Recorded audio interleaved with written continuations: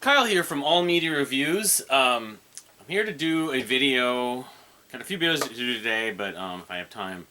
First one is a video about a little bit of response and like a pre-submission for the top 21, 25 top artists, top bands of the 21st century. And I'm taking a liberty, one liberty, but Scott from the Prog Corner on Sunday is doing a panel of it's going to be top 10 bands, modern prog bands, or just bands of the I think it's modern or prog bands of the 21st century. And the caveat or the rule is they have to have released their debut album couldn't have been released before the year 2000. My list, I'm making an exception in that I got a couple of exceptions where their debut album came out in 99. And I think of these bands as from the 2000s anyway. And that's why I actually did. And so also, along with Scott, Ian from Rhyme Signatures has been on the Prog Corners Sunday stream, did a top 21 on his 200th video. Congratulations on 200 videos, Ian. The top 21 bands, prog metal bands. I think it might have been prog metal. Well, no, it wasn't prog metal because he had Pure Reason Revolution there, but prog bands of the 21st century. So I'm doing, it's not really 20, and I'm just going to go off my list. My list is like 61 names. There's stuff artists I'm not remembering in here, I know, because I know I put some at the end here. But I'm going to show and rank the top, it's like the top 25. So not making the list, that's probably a better way to go is, okay, not making the list is kind of feel like I'm doing what Scott does on the stream when he does his top 10. Anathello, great chamber rock band from Michigan, who put out several really good records in the 2000s. Let's see here. Everything, the last like 15 years, been one of the best bands doing experimental, quirky art rock. Love them. Several great records, including Get to Heaven. Subterranean Masquerade, who have a bunch of good records, especially their first record and their first EP. The first record's Suspended Animation Dreams. You know, progressive death metal or kind of organic sounding with saxophone, but they have a bunch of other records after that that are good. But anyway, they didn't quite make the list. House of Fools, a band who put out 2 excellent records and then kind of disappeared. They were going to do a reunion record, but progressive art rock, one of the better progressive art rock. Live and Learn's a really good debut album. East of the Wall, who put out like, I would say 3 to 4 really good records, the best being The Apologist. Really, to me, this is what progressive metal should be like, not really what a lot of people love prog metal for in the last decade. They're one of the exceptions of the last 15 years who've done a form of progressive metal. It's almost post-metal, and but anyway, yeah, the Farmer's Almanac, which is instrumental, is great, and then The Apologist, and then their last couple records, the one that put out, was it last year, I think, I really liked. Let's see here. Get something moving around. Because this is going to be an epic list, I know. Team Me, the Norwegian band who are not exactly like Mew, but still have Mew elements, and their early stuff sounds a lot like Mew, but in a good way. Their first 2 records are just excellent, but I think they haven't put out a bad record. I love every one of their records. Very kind of dream pop with art rock and vocal harmonies, big layers and everything like that. Kimbra, of course, her first 2 records are awesome. Spacing on the name. Not Marry Me, that's St. Vincent. Vows, of course, she showed up on the Gortia song, somebody that I used to know, but, and The Golden Echo. But I like all her records. The new record, I'm not so sure about after hearing the new singles, but we'll see. Lado and Wright, who put out several, they're a local Minnesota band, progressive folk rock, very Celtic at points. They put out, like, I want to say about 8 records. Their masterpiece is children's songs, though. It's like it's close to the edge, or it's kind of structured that way. 2 big epics and one kind of couple of shorter tracks that are great, or like Relayer. But yeah, that children's songs album is awesome. They have a bunch of other records that are good. Their last record, Curios, I think it was, I liked a lot. I liked more than some of the November record, but Yeah, later on, right, if you like folk rock, like Jethro Tullish kind of stuff, definitely check them out. Between the Buried and Me, of course, Colors is their masterpiece. Their first 4 records to me are where their music, there's really a lot of value in the music. After this stuff after that, it's very hit and miss. I haven't been into it as much, but I like some moments, but generally it's Colors, Alaska, Silent Circus. I like a fair amount of it. It has Mordecai on it. Warpaint, great kind of dreamy post-rock, female-led band, all female now at this point. Their first EP is excellent. They're, I've talked about them many times. Great live band. Hotel of the Laughing Tree. The debut album is fantastic. Terry and Everything After. The best album that the Deer Hunter fans have never heard, or that have heard. But every song is great on that record. Proggy folk rock with lots of punchy riffs and chamber instrumentation and great vocal harmonies and melodies. Let's see. Brian Scary and the Shredding Tears. An artist I've gotten into in the last few years, but the album was Ziegfeld Station. Actually, it's not called Ziegfeld Station. It's that's their peak, but the Flight of the Knife is really good too. So let's see here. 2012 album, which I just would love to get on. I always forget the name of. Daffy's Elixir. The Birds album is also really good. I like basically everything. The debut album's pretty good. Everything that Brian Scary and the Shredding Tears and Brian Scary has done, to different varying levels, but definitely belongs on the list, as Arnold mentioned. Long Distance Calling. Void the Light is awesome. It's got one track with vocals. The rest of it's progressive post-metal, basically. Then Trips, where they brought in another vocalist. A couple of the vocal tracks are really great on that. And they've put out, 7 or 8 records to varying degrees, but most of the records are good, to very good, using samples and live dynamics, and they're heavy at points and very kind of ambient and, psychedelic at points too. But anyway, Long Distance Calling. Local Natives, awesome live band, because I'm factoring live performances. Their first 2 records especially are their best, but they don't have any bad records really, but I think there's a little bit of a dip in quality after the first 2 records, I've come to conclude. But I like Sunlit Youth, and I like, there's a banger on the 2019 record, When I'm Gonna Lose You. I can't remember the name of I don't have it on vinyl, I need it. But yeah, Gorilla Manor and Hummingbird are both just staples of the past 20 years for me. Burst, the Lazarus Bird record is a fantastic record. Prog metal of the 21st century. Just like East of the Walls, The Apologists, it's an album that more people should appreciate, and the way, to me, prog metal should be. It shouldn't be basically copying Dream Theater or trying to sound derivative of prog. But the riffs and the textures they use in that record are just fantastic. But they have 3 or 4 records. I'm still waiting for their follow-up after they broke up and then did a reunion the last 6 years, doing live reunions. Never Ending White Lights. You're not going to see them on the list, but I love all 3 of their records, especially the first 2. Jimmy Necco, of course, all the guest singers. It's what Arian should be if you really appreciate songwriting and don't want cheese, basically, to me, Never Ending White Lights. But love a lot of the ambient, sort of melancholy nature of their albums. Eldrin, Misinformation Age, my favorite record from the year 2018.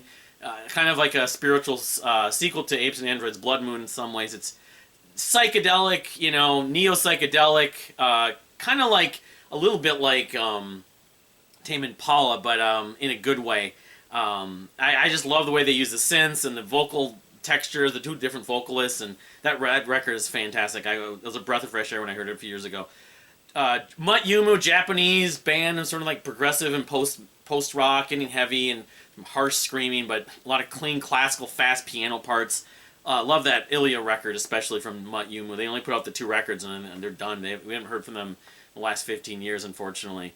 Sikth, very experimental, progressive metal. I don't really hear the djent in their sound, but anyway, their first 2 records are kind of classics. Death of Dead Day especially is the one I lean toward, but I like both those 2. The comeback, the first EP, Opus Cities, I really liked. The full length that came out after that was not quite as good, but they're still a band technically, but they just play live occasionally. We haven't had, it's been almost 10 years since their last record, but yeah, they have to be on the list in terms of the best whatever bands, honorable mentions at least. The Decemberists, love the Crane Wife, love the Tane, love a lot of Picaresque. Hazards of Love, I don't know, kind of take or leave a little bit of it. It's conceptually I like the idea, but it ends up being a little bit repetitive. But they have a number of songs I like and some records that stand out, especially the Crane Wife. The new record has some good moments on it. Tokyo Jihen, kind of a jazz fusion-y, J-rock kind of mixture with the lead singer Sheena Ringo, and they're kind of doing a lot of different styles. Really excellent band. I've never really talked about them. Their stuff is hard to actually buy because it's have to come from Japan and it costs an arm and leg to import. But Tokyo Jihen are definitely a band that I think of for the best bands of the 2000s and 2010s and of the 21st century. Bent Knee. There are 3 records in the middle. Their last 2 I'm not so crazy. We'll see what the new records can be like, but especially Shiny Eyed Babies. But Shiny Eyed Babies, Land Animal, and the record between the two. Those records are their kind of classics and kind of supplanted them as one of the better bands of the 21st century for sure to me. Esperanza Spalding, especially her 2 records, 12 Little Spells and Emily's D Plus Evolution. But she's a savant. She's a virtuoso on the upright bass. Very good songwriter. She likes to incorporate funk, jazz, pop. I love her style. I love her vocals. I mean, I'm not obsessed, but she has enough music in here that she belongs on this list. Toe Hider, of course, that breakout 47-minute album song from 2022 was it? I have little memory of those memories. Kind of supplants him as on this list. He's got a few other records I like too. The one before that, I like it. I think it was. It's got a couple of really catchy earworms, and a couple of the EPs on this 12 EP series is included. Clan Zoo, like House of Fools. 2 great records, classic sort of Western, post-rock, a little bit like Dredg, but it's Declan DeBarra, not Gavin DeBarra. Declan DeBarra has a really distinct vocal style. It's Irish, but love Clan Zoo. Those 2 records, Rua and Black Coats and Bandages are 2 of the best records of the 21st century. Protest the Hero. The debut of Kezia is their best work, and it is a classic debut. It's a classic record. The female vocal harmonies and everything like that. I liked the Fortress, the album that followed it a fair amount, especially Blood Mead, and there's one other track on it. And they've had some decent songs, especially the last, 15 years since this. 14, 15 years. So they have to be on the list somewhere. I've seen them live. They're pretty good, although the first time I saw them live, I couldn't hear the vocals. I remember the mix was bad. But generally, they're still pretty good live band, even though RF, the longtime bass player, hasn't been with them for a while. Vector, who put out 3 records in a row that were really good, and then they've kind of haven't been heard from because they've had troubles within the band. But those 3 records in the early to mid 2000s, like 2000 or 2010s, like late 2000s, early 2010s, like mid 2010s was the last one, are all good. They're all sort of, thrashy, progressive. I wouldn't call it death metal exactly, but they do squealing. But Vector has to, among progressive, like extreme metal, they have to be on this list. Sheena Ringo, just for her versatility of pop, lounge, jazz, kind of reggae, using different accents. She can speak like 5 languages. One of the most talented individuals of the last 25 years in music, for sure. She has to be on this list. Janelle Monáe, her first EP and the first 2 records are really good. The stuff she's done since, other than a couple singles, no bueno, but on the strength of those first 3 releases, I'm not talking about the edition, that demo she put out, but the first 3 releases, she belongs on this list. Great, mix of funk, R&B, pop, psychedelic, and even prog at points, and even hip-hop, or rap. Kasika, like Mutt Yumu, like House of Fools, like Clan Zoo, only 2 records, but both of them are really good. The second one especially, I can't remember the name of it right now. But Mosaic. Great kind of mixture of post-rock, math rock, female-like dream pop, and it's progressive. A lot of great guitar textures, a lot of great female vocal lines, kind of like Bjork. Bjork doing J-pop in a way. It's not the best way to describe it, but anyway. Squid, one of the newest members of this, one of the newest bands on this list, their first 2 records, especially the debut album, Break Greenfield, kind of makes them a great band just to think of for the 21st century. Just seeing them live a number of months ago, earlier this year, kind of supplanted them as one of the best bands of this era, the last 25 years. They were unbelievably good live. Doves, I love a lot of their records, especially the debut Lost Souls, but they have 3 or 4 records I enjoy. They don't have any bad records really. So on that strength of their catalog consistency, they have to go on this list as an honorable mention. A Formal Horse, 2 good records, experimental, kind of heavy prog band from the UK. I think that their future still kind of is being paved, but their first 2 records are really good. You look at some of the bands that only have 2 albums on this list. Murder by Death, I don't know how they ended up, because I go on the strength of their 2 albums. The rest of their catalog, I don't care when the singer started sounding like Johnny Cash, but those first 2 albums are post-rock classics to me. Carnival, yeah, they have their debut album I love. I like some songs, even though a lot of the production I don't love on their second album, Sound Awake, but Menomena is a great record, great debut album. And the third record, I thought it was okay, but not as memorable, and we've been waiting, whatever, a decade and change for their newest album. And then Ramona Falls, Brent Knopf from Menomena's side project, which is almost as good as Menomena. Some of the songs are as good as Menomena's stuff. So that's all that I don't mention. Then we'll get into the proper top 25 now. Oops. I can go through this quickly. I have a vinyl. These aren't necessarily the always the best record. I just picked a record.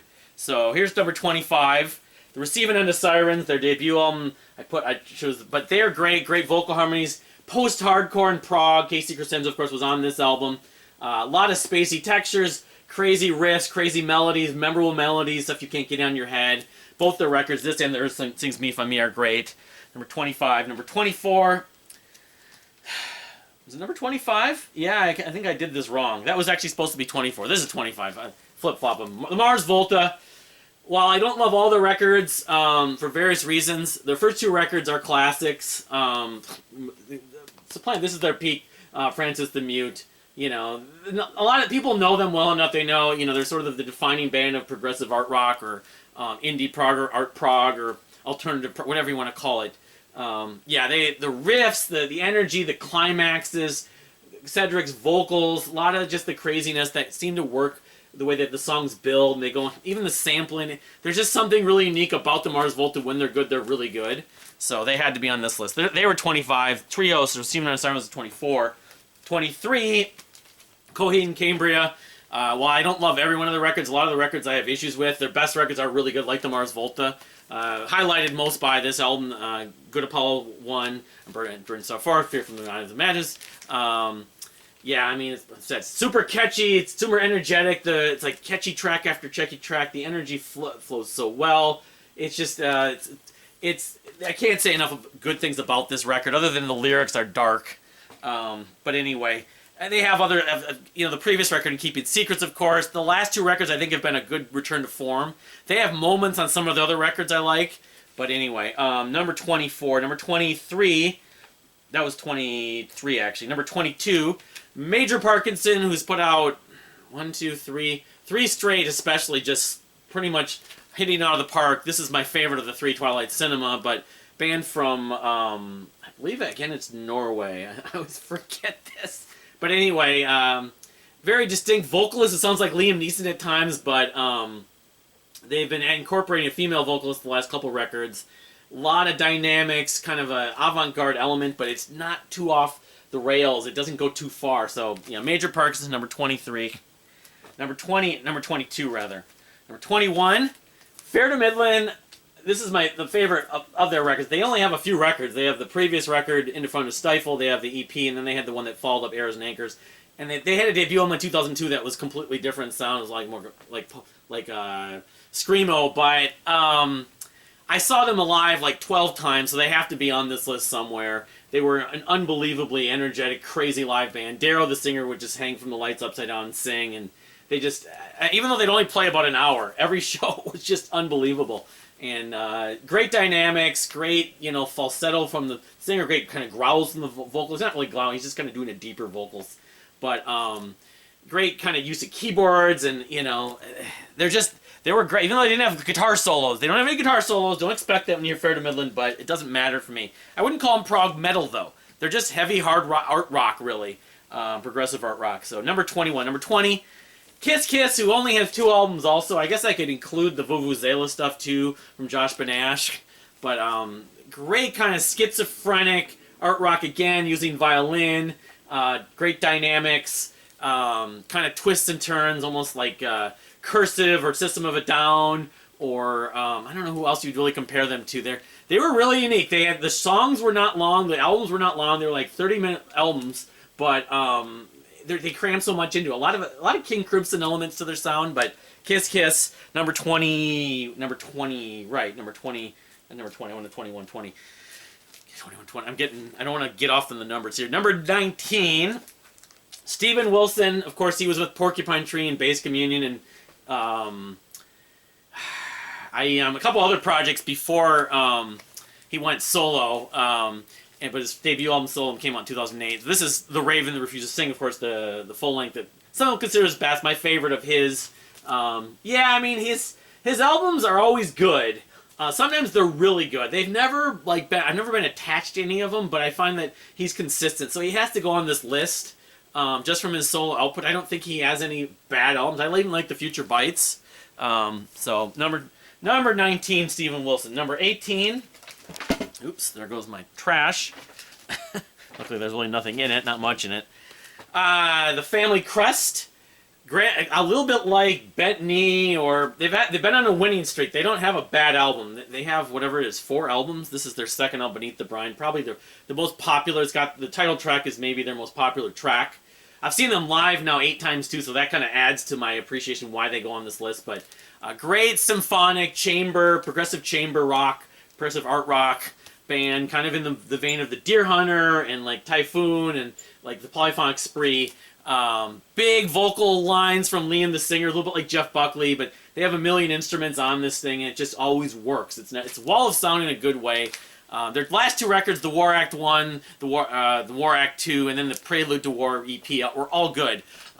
So yeah, I think that their last record, it's really grow on me. It's not my favorite, but it's close second now.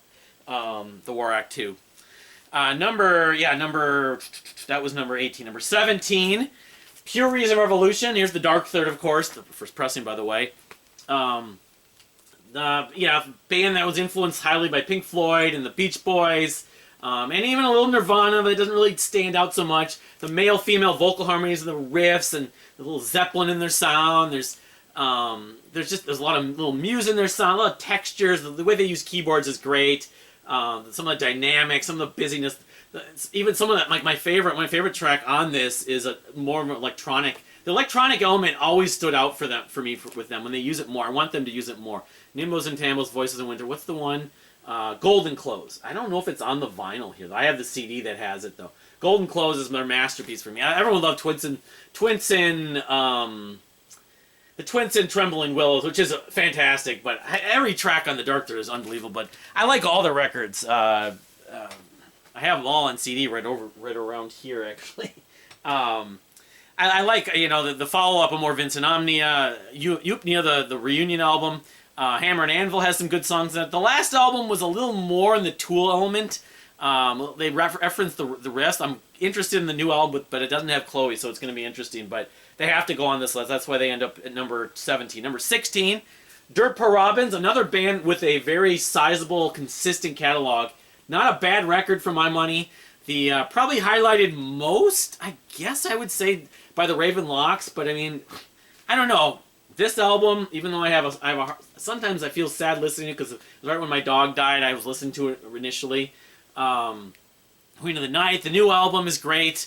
So, and they have 8 albums, and every one of them is good. I mean, the first 2, The Cage and the Age of Leviathan, are not quite as good, but they both have many good songs on them. So, Dirt Poor Robins really, they're like the Deer Hunter in some ways. They have a very deep, extensive catalog, and every one of the records is really good.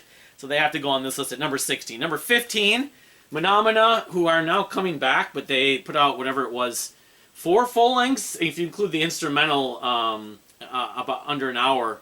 But their debut album, which I didn't grab. I just had to grab this one because people know the artwork and know "Wet and Rusty," which is their most well-known song. This thing won a Grammy for artwork and stuff like that. But love the quirky sort of experimental elements. The instrumentation with the saxophone and very dynamic. Brett Knopp had some of the best songs. But the 3 guys, the 3-headed monster, Danny Simon, Justin Harris. Menomena. Even when Brent left, I thought the Moms record had a lot of good music on it. So. Yeah, they've always been a favorite of mine. I'm Fun Blame Monster. That album to me is a 5-star record. I probably should have grabbed it with just that white with the monster on it, but Let's see here. So they're number 15. Number 14, another band that I am reminded of Menomena. Small Leak Sink Ships, which, you know, their record from last year, Low Tide 2023, kind of supplanted they're in that category of having a very consistent catalog between. Their first record is just okay. It's a little different in style, a little more raw, but I feel like the last 3 records and the EP they put out kind of make them more of a formidable like band to think of for the 21st century. This album, Golden Calf, is one of the best ones. It's maybe their catchiest record, but their most progressive to me is Face Yourself and Remove the Sandals from 2015. The last five-star album I've actually found. But yeah, Low Tide, this album, the electronic EP they put out, especially Polaroid People, just I love the quirky elements, even the vocals are different, the dynamics, the percussion, the melodic sense they use, the melody. It's like avant-garde pop in a way, but yeah, I mean, like Wolf Parade and Menomena, they kind of have elements of both those bands, and they're all having their own sound at the same time, and I love when both those bands are great. I'm a sucker for them. So anyway, that was small. All right, so number 13, Minnesota's own Cloud Cult. Really consistent catalog, especially the last like 17 years. Starting with The Meaning of Eight, I've found The Meaning of Eight Meaning of Eight, the album with the album after that, but Light Chasers, of course. This album, Love, Metamorphosis. I'm really excited about the new record. When am I thinking of the second album in this string of records? I'm not remembering. Tea Partying with Tornadoes, that record. But even going back to their early stage of the 2000s, Who Killed Puck, they always have had really good, a number of good songs on that. There's a song on that album where he talks about Steve Miller. They reference Steve Miller. Really love your peaches. You know, I found God in Steve Miller. But yeah, and they're a fantastic live band. They do paintings live and big chamber ensemble, of course, led by Craig Minowa. But yeah, they have to be on this list just because I think the last 15 years they've kind of become a staple for me. Even though they're from my home state and like that, they're really good. They're progressive. They're art rock. They're post rock. They're, you know, just really good songwriters. I know that Craig's a big. The shared influence is the Beatles actually in the band. I took piano lessons from Sarah Elhart. I don't know what her married name is now, but she talked about that. So anyway, number 13, Cloud Cult. Number 12, and the thing about Rush fans, I remember coming across the thing where the 2 bands that were consistently mentioned on one of these Rush message boards were Cloud Cult and Rush. Everyone loved Rush. Everyone loves Cloud Cult. Number 12, Foals, England's own. Math rock, you know, progressive art rock, dance punk. Just, oh my god, their second record, Total Life Forever, this is my favorite of theirs, but they're another band that has a consistent catalog, starting with the debut album, Antidotes, which is almost purely math rock, but the energy is off the charts on that record at times. It just flows so well. Even better live. A lot of the songs are even better live, but then after this record, the Holy Fire, all the records they put out since, you know, including the last one, Life Is Yours, despite the loss of their keyboard player, have been great. So, Foals at number 12, number 11. So, it's a little bit of a liberty too, in a sense. I've got the combination Apes and Androids and Call Florence Power and Apes and Androids. The genius songwriting team of Brian Jacobs and David Tobias doing this kind of progressive indie electronic rock music for the 21st century. This is my 3rd favorite record of all time. It's a masterpiece. I'll never get sick of it. Blood Moon. And this EP is unbelievable. So, yeah, they were just fantastic singers, fantastic writers. But music wasn't in their destiny necessarily. They're doing other things now, especially David Tobias. He runs a restaurant or a bar with a restaurant now. But yeah, if they never do anything else, they're like the jellyfish of the 21st century. They were just savants. And these 2 records, the debut album, and even some of the stuff that Brian did afterwards, I just kind of look at them as some of my favorite music of the last 25 years for sure that's been made. I would put Self on here, but Self had a fair amount of records in the 90s. It doesn't really qualify, of course. So number 10, top 10, 3, the band with Joey Eppert, not the Robert Barry band from the 80s, of course. Great, and then another band with like a 3-album run that was. I mean, all their records are good. Summer Camp Nightmare is just okay. The debut album. I can't even remember the name of. I have right over here. The debut album, Paint by Numbers. That's what it is. Is pretty good too. It has a bunch of catchy tracks. But I mean, I thought like starting from Wake Pig to this album, The End Has Begun, which was on Metal Blade, to their last record, The Ghost You Gave to Me, are just full of just energetic, heavy riffs, catchy moments with Joey Eppard's soaring vocals, his flamenco guitar, great drumming, just fantastic songs. There's so many dynamics and just things you just love. If you like Coheed and Cambria, if you've never heard 3, you need to hear 3. Because to me, while I love a lot of Coheed, 3 is even better. Anyway. 3, number 10. Number 9, again, I'm taking a slight liberty because the debut album came out in 99, but Pepe Deluxe, of course, Queen of the Wave is their masterpiece, but, you know, I love the last 2 records a fair amount. The new one, maybe a little more than the previous one. And the previous 2 records from Queen of the Wave from 2012 are really good, too. I like all the records, even the debut album, but kind of it's that quirky retro stuff with DJ music and neo-psychedelia. These guys should be as big as King Gizzard and the Lizard Wizard, but unfortunately they're a little too kind of diverse, you could say. They have almost too much going on to be like as accessible. Now this album I think is their most accessible, and it did catch on a bit, but anyway, I love these guys. I love, you know, so much what they bring to their music. All their albums seem to be concept albums that tap into history and science, references in pop culture, and just quirky instrumentation with vintage instruments. There's something really unique about Pepe Deluxe that I'm a super fan, and that had to be on the list. Because most of their music, obviously, I think of them for the 21st century. They're number 9. Number 8, a band that we haven't heard from now for 9 years, and really their peak was in the 2000s. Kaddisfly, Portland, Oregon's own progressive art rock band. This was their last album, Horses Galloping on Sailboats. Their peak was probably Set Sail to Prayer, the previous record, which I'd say at least a percentage of the fans of the band Dredg got into, especially. And a lot of the progressive rock community did get into. People that like Coheed and Cambria and the Deer Hunter and the Mars Volta and Dredg. But yeah, they have a little bit of an Incubus element, but to me they were just better, more progressive songwriters. A lot of dynamics, a lot of really great, heavy, punchy guitar riffs, types of guitars. Concepts, you know, doing different emotional things, doing different textures. Kaddisfly have written so many songs. Their first big album, By Your Intention, By Your Unicorn, is like 70 minutes and has a lot of big songs. Even though it's a little more raw and post-hardcore at points, there's these little progressive moments with piano and everything like that I always love. The debut album, even, Do You Think We Could Fly? Do You Know We Could Fly? Has a 15-minute epic on it that's great. But yeah, this Kaddisfly is a special band to me. I don't know if we'll ever hear from them again, but if we don't, they had, you know, whatever it was, 4 full-length records, an EP, a couple EPs actually, and Set Sail to Prairie and this Horses Galloping, 2 of the best records of the 21st century for sure.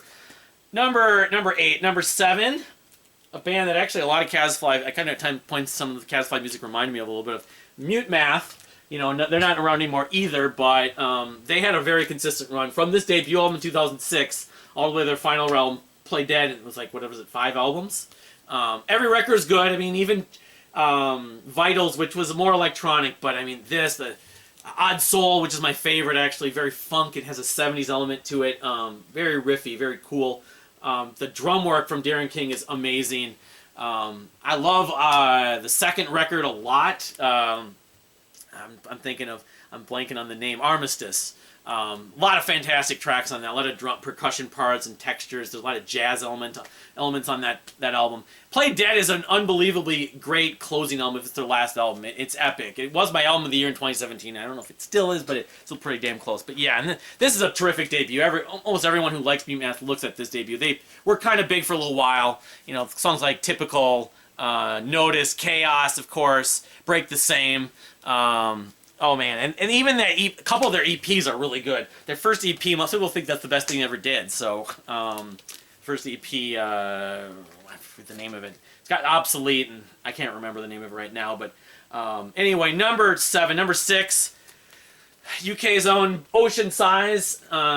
I love all their albums. The last album, Self-Preserved, is not quite as good as the first three, but they were so big and so just layered, massive riffs, great textures and dynamics, and the little pop moments within that big chaotic moments with it are still are very kind of concrete songs. Very schizophrenic. You can tell they were fans of the Cardiacs and tell they were fans of Faith No More. I mean, but and you can tell they were fans of Pink Floyd. The guitar textures are some of the most unique guitar textures I've ever heard. It's like the most trippy, heavy guitar textures ever. Vennard. And Vennard's continued a lot of that with his solo career and with British theater. Not so much with Empire State Bastard, but and of course he plays with Biffy Clyro. But yeah, Oceansize were a special band. Even that EP they released, some people think that's their best one, the Music for Nurses EP. So, which I need to get on vinyl. I don't know if they ever. I think they issued it once and they never reissued it. I need that thing on vinyl, but it cost me a lot. Number 6, number 5. We're in the top 5 now. The Reign of Kindo. Again, another band who has a flawless record, a flawless catalog, including their debut, self-titled debut EP from 2000. Was it 2007? But this Rhythm Chord Melody is probably still considered their best record. It's so jazzy. It's like the piano jazz and some of the guitar riffs that are just so fast and clean. The drum work. That song "Till We Make Our Ascent" is a top 20 track of the 21st century. Get goosebumps every time I hear it. Of course, the follow-up was great in a lot of ways. This is what happens, or this is what happens. I think it was called "This Is What Happens." And then I'm gonna be shooting myself in the foot if I'm getting that wrong. And then of course, Play with Fire in 2013, and then the last record, which was under the Kindo name. Got it right over here. Everything off the top of my head. But anyway, yeah, I mean, all 4 of their records, it's like progressive jazz pop, jazz rock, jazz pop. You know, it's just they're an unbelievably like skilled, and the musicianship is off the chart in this band. And Joey's a great vocalist, very much in the same of like the Casey Crescenzo. He sings really clean and you can totally understand what he says most of the time. And he's got very great, vibrato. His vibrato is really clean. And they just have so many songs I enjoy. And they just have these moments you get goosebumps. They go on these little adventures and everything like that. The use of trumpet. They're becoming more like just a rock, more prog rock, than less jazzy the last couple albums, I think. But it hasn't really hurt the songwriting. But anyway, and they still use trumpet. I'm really looking forward. It's probably going to be a double album whenever their next record comes out. But it's been 5 years since Happy However After. That's the name of it. I'm spacing on before. But anyway, Reign of Kindo, number 5. Number 4, I didn't grab one of theirs. I'll have to do this live again. I'm trying to just cram everything in here. I want to show some props. Ben Sinister. Ben Sinister, Vancouver's own progressive pop, progressive art rock, very classic rock influence. Sound like Billy Joel and Hall & Oates and Queen, the Mars Volta and Rush. You can hear all elements of all those bands. Lots of twists and turns, lots of dynamics, a lot of builds on their songs, a lot of catchy earworms. They've got 5 full lengths and 4 EPs, and it's only 9 releases. They've written probably 150 songs. And there's I could probably name you on one hand how many songs I don't like. Their debut album is a jazz fusion instrumental thing when they were 21 years old, which I still consider part of their catalog, but it's sort of isolated. But I love Ben Sinister. I mean, everyone who checks them out likes them, although they don't always become obsessed with them. Some people have. People that like Jellyfish, Portnoy, of course, Portnoy's sister. People, I don't know. It's just the Deer Hunter fan base. A lot of them, not a crime, but it's a shame they've never opened for the Deer Hunter. They never toured the Deer Hunter. The day it happens, I think they're going to totally blow up. It's the fact they're from Canada is what hurts them, I guess. But they have just so much good music. It's just frustrating, but at the same time, I got to keep talking about them because one day it will eventually pay off, and hopefully they'll actually become the band. My wife kind of thinks no because they don't look the part. They sound great, but they don't look like rock stars. I don't know. I don't think that should mean anything anyway. Number 4. Number 3, Hours, of course, their debut album, Distorted Lullaby. They had a demo, the Sour demo in the 90s, but they weren't known as Hours. So really their debut album was Distorted Lullabies in 2001. which is an all-time classic, super catchy, emotional album. Jimmy Necco can wail like a banshee. He's one of my 5 favorite singers of all time. This is Ballet Boxer from 2013. Great record. It's got a bunch of really good songs like Pretty Pain and Devil. Sing, of course. I think that might be about Michael Jackson. But Fall Into My Hands. Yeah, I mean, Precious I love. They're a super like important band to me. Kind of very emotional, very kind of therapeutic band. Jimmy's just, he's got that vocal range, and he just writes these like sort of almost gothic, you know, heart-wrenching, you know, sympathetic songs that constantly just, you don't forget about and you get in your ear. And, you know, they're amazing live. Of course, I got to play drums live on stage for a song once with them. But yeah, ours, number 3. Number 2, a band who ours toured with, the first time I saw ours actually, Dredg. Of course, we've been waiting for a long time for the follow-up from 2011's Chuckles and Mr. Squeezy. But they're especially, I mean, that record isn't as good as their other records, but those 3 middle records, especially in the 2000s, are just classics, including LCLO, Start With LCLO, Catch Without Arms, the follow-up, and the Pariah, the Parental Delusion. The debut leitmotif is awesome, and again, it came out in '98 as a handout at shows, in '99 on an independent label, and then 2001 on a major under scope. But they're a band that started really in their career from a recording standpoint, where you heard the recordings, really kind of was supplanted in the 2000s. I mean, people in the Bay Area where they're from, Los Gatos, knew them before the year 2000, but I think of them as a band that began their career in the 2000s, and they belong on this list. They're a super important band to me. I love them to death, Dredg. Can't wait to, you know, one day we're going to get that follow-up. It's going to be either this year, next year, maybe in 2026. Let's hope.